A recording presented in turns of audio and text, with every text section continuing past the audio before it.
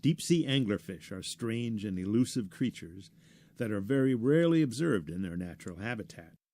Fewer than half a dozen have ever been captured on film or video by deep-diving research vehicles.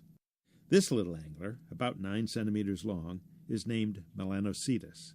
It is also known as the black sea devil, and it lives in the deep, dark waters of the Monterey Canyon. We believe that this is the first video footage ever made of this species, alive and at depth.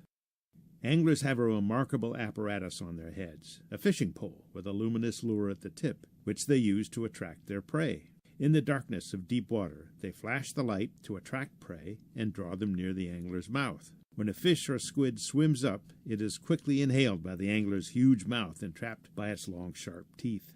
Given the shape of this angler's body, it's pretty clearly not designed for speed.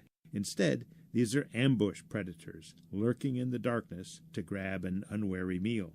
Another thing we can tell from the shape of the body is that this is a female. In this species, the males are much smaller, and they lack the fishing pole and lure. Males are ill-equipped for feeding, and their sole responsibility appears to be to find a female and mate with her as soon as possible.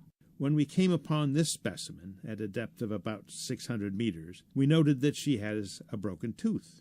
You can see it on the left side of her lower jaw. We have no idea whether it will be replaced by another after it falls off. So far as we know, there is no tooth fairy in the deep ocean. You can see that the eyes of this angler are quite small. In their dark habitat, anglerfish rely more on feeling the movements of other animals in the water around them than on vision. The tiny pale dots you see along the sides of the fish and on its head are organs very sensitive to the slightest movements, and they